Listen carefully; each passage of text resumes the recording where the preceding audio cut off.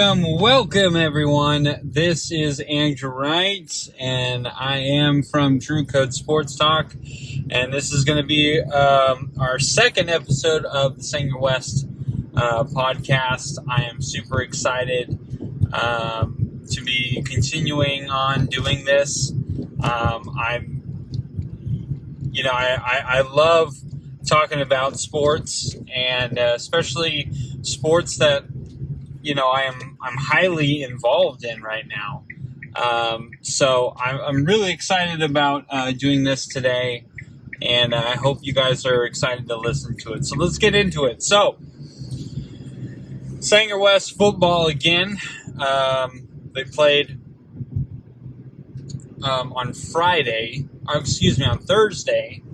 Normally, obviously, we play on Fridays. But right now, Sanger West actually shares the Tom Flores Stadium with Sanger High School as of right now. So they had a scheduling conflict. So Sanger West ended up playing on Thursday, and Sanger High plays on Friday. And really, the reason is because Tom Flores Stadium was originally Sanger High School's, and it will continue to be theirs. Of course, Sanger West is going to have to kind of be, their game's going to be pushed forward a little bit.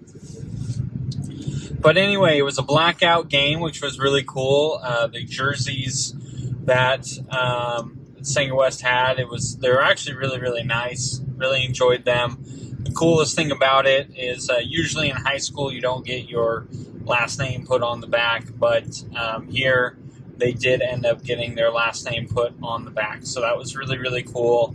And I know a special thing that I don't believe has been told to anybody, so I'm not going to say anything else. But all I am going to say is that those jerseys were really, really neat. So let's get into the game, though. Sanger West ended up playing Coalinga. Now, Coalinga last year was 9-3. The Sanger West Hornets were 3-9. So, it puts it into a little bit of perspective. Coalinga had a lot of returning players this year. They did not have a huge graduating senior class last year. Sanger West, on the other hand, like I had said on this podcast before, we lost a couple of key players last year obviously for graduation. So Sanger West coming in after losing, pretty bad to Mission Oak. Obviously, the Mission Oak game was 31-0. Well, Sanger West ended up losing 41-0. Let's talk about that. Kind of the same issues that we talked about in week 1 were the same issues in week 2 here. Offensive line really broke down. We had a lot of issues during that time. Again, dropping back and passing, not too much time was allotted, I should say.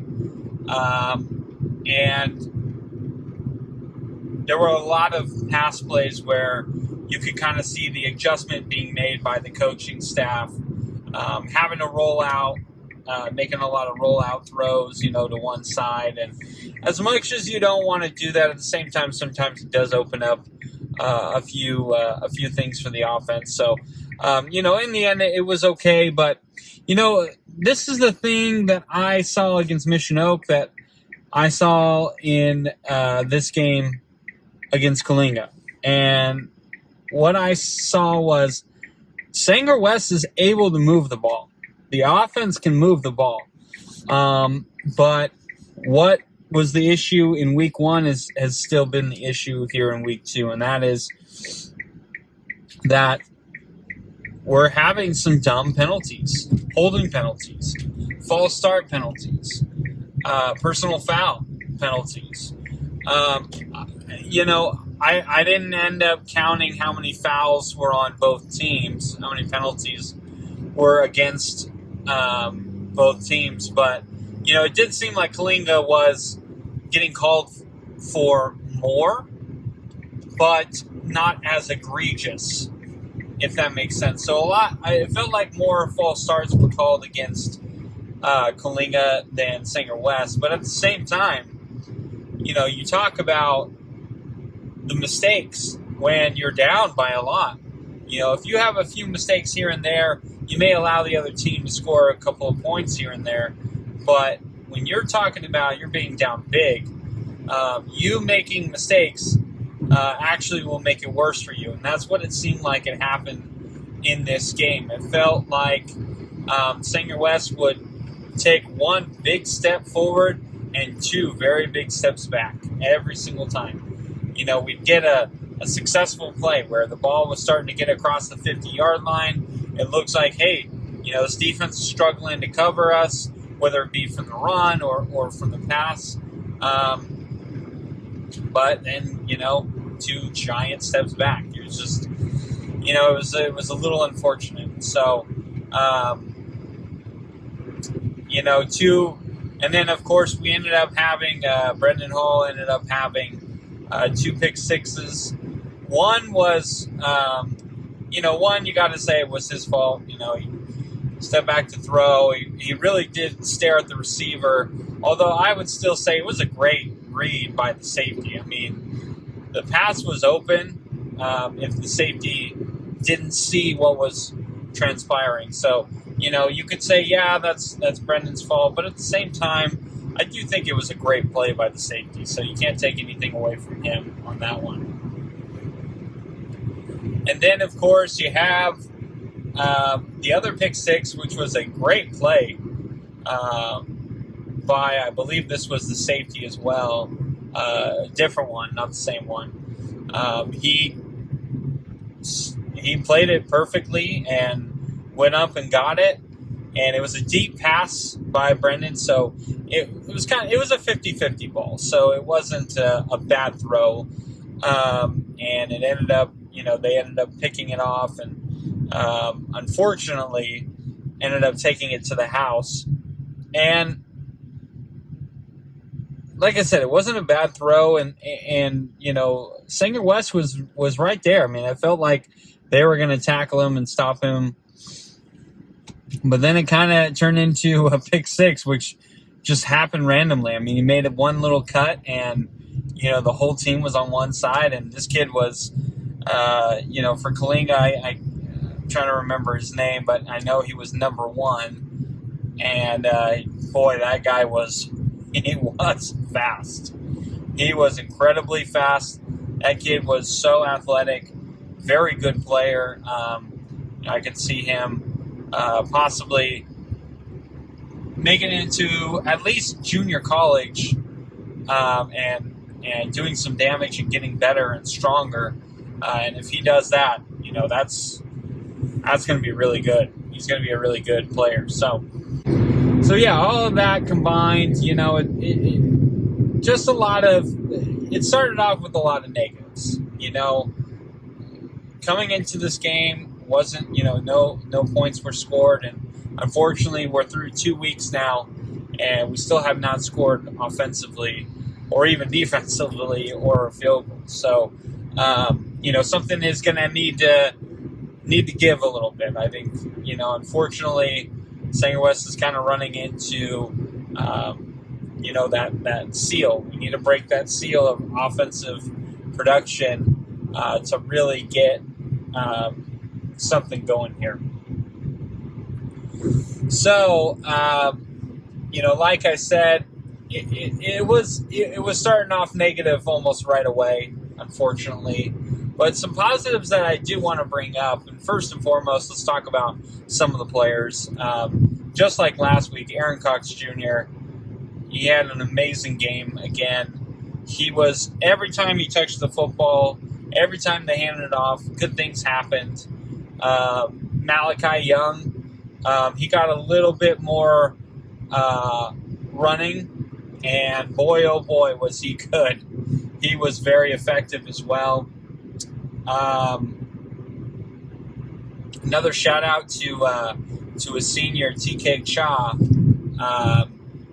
kid ended up getting an interception, and it was a great play. I mean, he just sat in his zone where he needed to, read what the quarterback was looking for, and quarterback tried to thread the needle a little bit. TK was there, grabbed it, and he was tackled, probably I think after a couple of yards.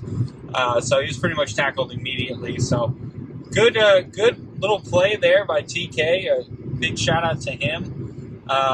You can see his veteran presence on this team for sure. And then another one I wanted to bring up was Justin Armbruster. I might be a little more biased on him. Justin did get a really good interception in the end zone for a touchback against a really good quarterback in Kalinga. It was a throw to the end zone, and Justin played it perfectly. Went up and grabbed it. Kind of got tackled a little awkwardly, yet still was good. And the reason I say I'm a little biased is he also plays basketball for Sanger West, which, if you don't already know, I do coach. So I'm a little more biased towards him, but nonetheless, it was a great play, and he covered the kid that I talked about earlier, the number 1 kid. So yeah, it was just good little plays here and there by Sanger West. Listen, they had some momentum going their way. Like I said, penalties really derailed that. Maybe a few different play calls I would go with. I felt like maybe possibly we got a little too confident in ourselves and decided that we were going to make a deep throw where, I think maybe stick to the run game a little bit longer and then take the deep shot.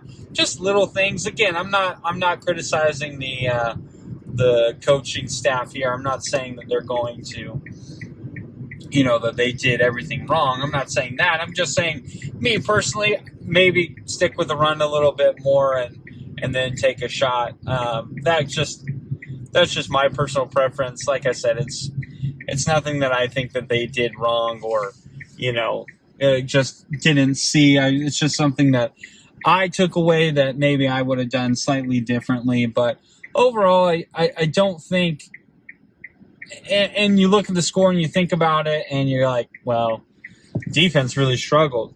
I felt like the defense actually was pretty good. I know people are going to be like, good. I mean, they ended up losing, by 41. Yes, they lost by 41. But like I said, there were 2 pick sixes. So you take 14 points out away from Kalinga, and now you've given up 27. Is that a great number? It's not fantastic, but you got to give it to the defense where the offense was struggling. It wasn't, it was moving the ball, and then these big mistakes would happen, and the defense would have to go out there and make a few stops. And like I said, a couple of these guys made some really good plays, really good stops. I mean, it's not like Kalinga was just scoring at will. They had to punt quite a few times, to be perfectly honest. And then they also threw 2 interceptions. They went for it. I think a couple of times on 4th down and did not convert. I think on one of them. So, there were some good positive things on this defense. I felt like this defense did a really good job. And, one thing I would say as well is what I would like to see from Sanger West, maybe a little more of the backups and or second stringers or whatever, or third stringers. I felt like there was a point in time where it felt like we were still really trying to push for some points, which I understand, but at the same time, I would definitely like to see some guys get some experience because, later in the season, you may have to use them and you want to be able to trust them. that's another thing maybe I would do differently. But again, overall, I as much as it sucks to lose that by that much in 2 games in a row now, it can be very demoralizing and almost defeating. But I want to encourage Sanger West, the coaching staff. I want to encourage all the football players on this team. Listen, guys, stay positive. Keep the course. I promise you it is going to happen. You guys have been working extremely hard to not just give up after week 2. You guys have been working way too hard to just want to give up. So please keep up the work. Keep doing what you guys are doing. Get better each and every week. And those wins will come. I promise. So I just wanted to give that. No interview this week. It's been a tough couple of weeks for Sanger West. So I decided that, give them a break here and there. And hopefully, next week I probably won't have an interview, but we'll see. I'm trying to line one up right now with the AD, but we'll see what happens. But anyway, guys, thank you so much for listening. I appreciate it. Go support Sanger West Hornet football this year. The next home game is on the 27th. That doesn't sound entirely right. I'll have to look that up, but please go support Sanger West. We always need the support, especially here in Sanger, where Sanger High has been, the more dominant one. It's been the only school around, and so Sanger West kind of needs a little bit of love now, especially with there's a lot of things that are going on, a lot of changes, so Sanger West can always use your support. So thank you, everyone, very, very much. We appreciate I appreciate you guys listening to this, and it's my little podcast. I enjoy doing it very much, and I appreciate you guys even taking 15 minutes, 20 minutes out of your day to even listen to it. So thank you very much. Go listen to Drew Code Sports Talk as always, and we will talk to you later. See ya.